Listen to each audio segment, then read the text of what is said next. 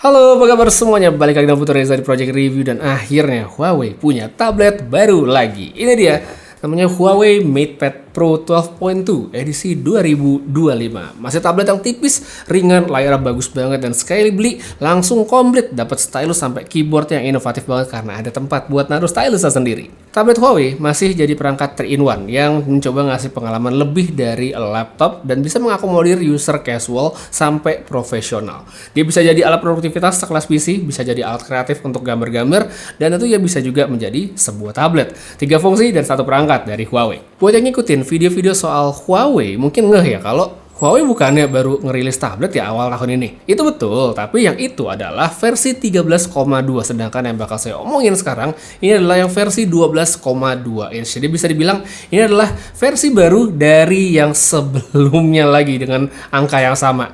Jadi apa aja yang bikin tablet barunya ini menjadi lebih menarik? Hal pertama yang menurut saya paling menarik perhatian adalah harganya. Ya, jadi versi terbaru ini ternyata lebih murah loh, 1 juta dibandingkan versi 2024, tapi masih dapat bonus yang sama. Dapat FreeBuds 5, dapat Glide keyboard yang mantep, dapat stylus M Pencil, dan juga Huawei Bluetooth mouse. Itu semua dapat. Komplit bener ya, sekali beli dapat semuanya. iPad mah mana bisa kayak gitu kan. Makanya buat yang kelewatan versi sebelumnya kayaknya bisa langsung gas ke sini aja gitu biar sekalian yang baru. Sekarang langsung aja kita lihat ke unit tablet barunya. Salah satu ciri khas yang dipertahankan Huawei adalah soal layar.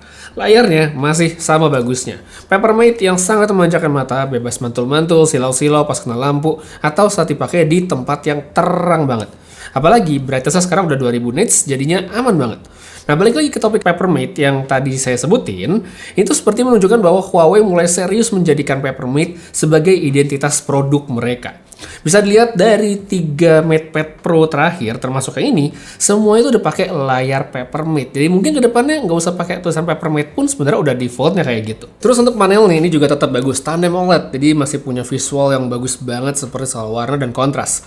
Ukurannya 12,2 inch dengan screen to body ratio 92% dan bezel yang cukup tipis. Ini udah bikin leluasa banget untuk dipakai dan berasa nggak sempit gitu, luas. Dipakai kerja oke banget malah. Dipakai main game masih enak, nonton juga mantep dan nggak ketinggalan. Dia juga udah punya sertifikasi SGS Low Fatigue 2.0 dan TUV Rainland Low Blue Light and Flicker Free serta Reflection Free Certification. Nah, untuk iPad Pro yang ada di sini itu nggak ada tuh sertifikasi begitu. Terus untuk sensitivitasnya juga masih sangat bagus ya, apalagi dikombinasikan sama M Pencil buat kita gambar atau coret-coret notes. Habis itu, perubahan berikutnya dari tablet ini adalah soal warna sama desain ya. Jadi, kalau sebelumnya Huawei MatePad Pro 12,2 yang tahun lalu itu kan pakai warna gold. Nah, yang sekarang itu pakai warna hijau. Tetap dengan warna kalem yang elegan dan pola-pola yang sama seperti versi gold, tapi bagus ya, ini elegan gitu. Materialnya juga premium dengan aerospace grade aluminium yang kokoh, soal build quality ya pasti udah berasa mantep. Tabletnya juga masih tipis dan begitu ringan, nyaman buat dibawa-bawa sekalipun ini udah pakai keyboardnya. Nah, keyboardnya Huawei MatePad Pro 12,2 ini kan selalu inovatif dan beda sama seri yang lain, yaitu dia pakai Glide keyboard yang menurut saya sangat fungsional. Desainnya bagus, ini bisa dibuka dengan satu tangan dari posisi tertutup dengan sangat smooth dan masih ada pilihan angle-nya seperti yang bisa dilihat sekarang. M Pencil ada tempatnya sendiri di balik tabletnya kayak gini, nempel pakai magnet sekaligus bisa langsung ngecas. Aman buat dibawa-bawa, bebas worry copot atau jatuh misalnya di dalam tas atau segala macamnya. Pengalaman ngetik di keyboardnya menurut saya juga udah nyaman, key travelnya udah mirip sama kebanyakan PC yaitu di 1,5 mm. Terus untuk trackpadnya dia punya ukuran yang besar ya, jadi untuk pemakaian navigasi itu smooth banget, enak banget, gede.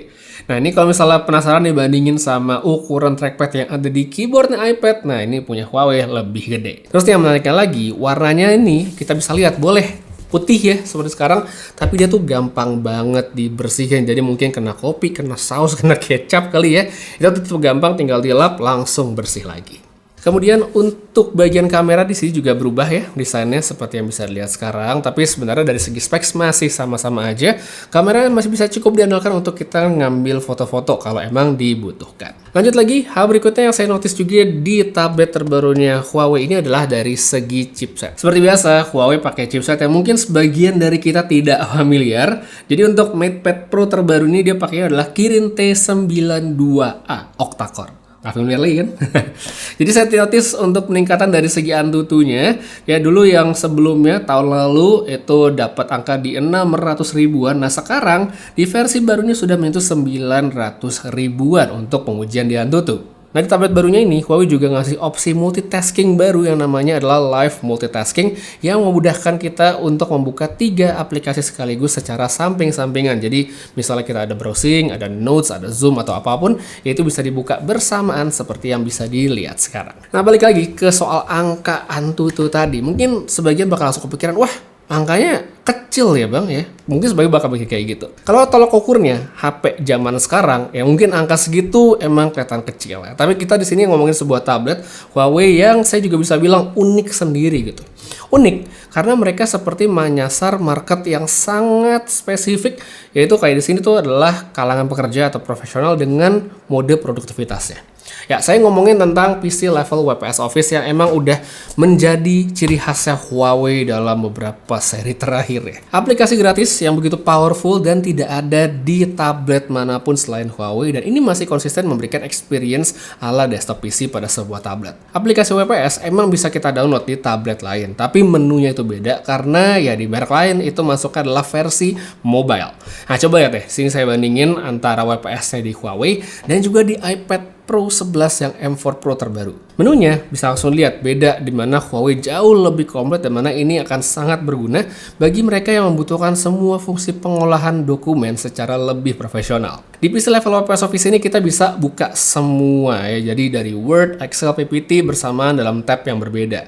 Jadi kalau mungkin ada dokumen yang cross platform gitu, misalnya teks ada di Word, graphic chart atau data di Excel, dan mau bikin slide presentasi, itu semua bisa langsung dikerjain dalam satu aplikasi aja. Tablet ini juga udah support display out, alias bisa kita colokin ke monitor biar bisa langsung lanjut kerja pas ada layar yang lebih besar. Butuh ngeprint juga nggak perlu pusing, ya udah bisa langsung dipakai baik itu dengan colok kabel maupun secara wireless. Nah untuk fungsi Excel yang ada di sini, si PC level WPS Office juga serius banget ya, karena dia udah bisa ngejalanin pivot table secara lengkap dan ini udah bisa digarap tanpa masalah. Ini satu poin yang masih sangat sulit disaingi sama tablet lain karena kebanyakan aplikasi itu hanya ada di versi mobile yang nggak bisa pivot table. Terus untuk urusan PPT, ini juga oke banget buat yang butuh tablet ya, perangkat lebih ringkas untuk bikin presentasi karena pilihan efek, teks, template yang disediakan itu sangat lengkap. Jadi buat yang sehari-hari di kantor urusannya sama aplikasi pengolahan dokumen yang kompleks ala desktop, cari gadget ya yang lebih ringkas dari sebuah laptop ya, MatePad ini sebenarnya secara aplikasi tadi udah menang banget. Oh ya buat yang mungkin butuh catat-catat juga di sini ada Huawei Notes yang bisa jadi combo bagus sama stylusnya tadi. Pressure sensing-nya cukup banget, ada handwriting enhancement, terus juga ada banyak template-template bagus untuk mempercantik notes kita biar catatannya lebih kelihatan bagus. Terus masih juga soal kerjaan, kita juga tentunya hari gini nggak lepas dari namanya webcam ya. Kamera depan terselip di depan, posisinya center ada di atas, dan kalau hasilnya untuk dipakai meeting, ngobrol virtual sama temen ya sebenarnya hasil udah mencukupi seperti yang bisa dilihat sekarang. Setelah dari tadi kita ngomongin soal produktivitas, sekarang kita juga akan memaksimalkan si Huawei MatePad ini tentunya dengan stylus, karena buat gambar ada aplikasi gratis yang keren banget namanya GoPen ya, lagi-lagi bisa didapatkan, udah pre-install dia di dalam tabletnya, udah nggak perlu beli lagi kayak misalnya apa Procreate gitu yang cuma tadi iPad. Nah itu kan juga bayar, yang ini udah semuanya gratis. Saya emang nggak ngegambar sih, saya bukan ilustrator atau sejenisnya, tapi secara fungsi ini udah banyak banget ya, pilihan brushnya melimpah, kanvasnya juga udah bisa sampai resolusi 8K buat karya yang lebih tajam secara visual dan lebih kelihatan profesional mungkin. Terus saya juga udah lihat banyak sekali testimoni positif dari orang-orang yang memang ada di bidangnya untuk urusan gambar-gambar begini kalau menggunakan MatePad ya. Jadi boleh kalian juga cek video-videonya sebagai pembanding kalau mungkin butuh opini lebih ya soal kemampuan dari ilustrator dan segala macamnya. Jadi kurang lebihnya begitu ya untuk fitur-fitur produktif yang bisa saya kasih tahu dan bisa dijalankan dengan sangat baik di tablet Huawei terbaru ini.